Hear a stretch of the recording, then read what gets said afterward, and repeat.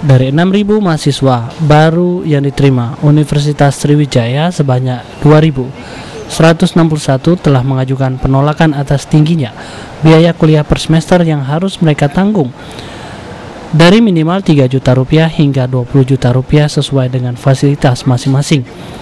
Dari 2.000 lebih mahasiswa-mahasiswi dari berbagai jurusan dan fakultas harus mengikuti tes wawancara dan pengajuan keringanan biaya kuliah. Kepala BAK Unsri, CZN Anas mengaku pihaknya akan melakukan tes wawancara keberatan dan keringanan biaya kuliah selama 3 hari sejak hari ini. Ia mengaku dari 2.000 mahasiswa-mahasiswi yang mengajukan keberatan akan dilakukan tes wawancara dan tes verifikasi data yang telah mereka ajukan. Data tersebut seperti data biaya penghasilan orang tua per bulan dan berapa banyak anak yang masih ditanggung sekolah.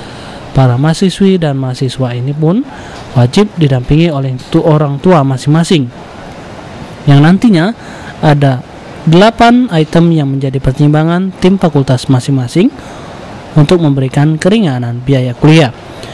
Keringanan ini dikelompokkan menjadi 5 kelompok, yang beban biaya kuliahnya dapat diringankan menjadi Rp500.000 hingga Rp7.200.000 berdasarkan fakultas dan prodi masing-masing. Kasih kebenarannya apakah betul kalau umpama dia mengatakan jumlah tanggungan sebanyak 5 orang, apa buktinya? Dibuktikan dengan kartu keluarga dan sebagainya. Kalau dia katakan saya tidak punya penghasilan apa yang membuktikan dia itu?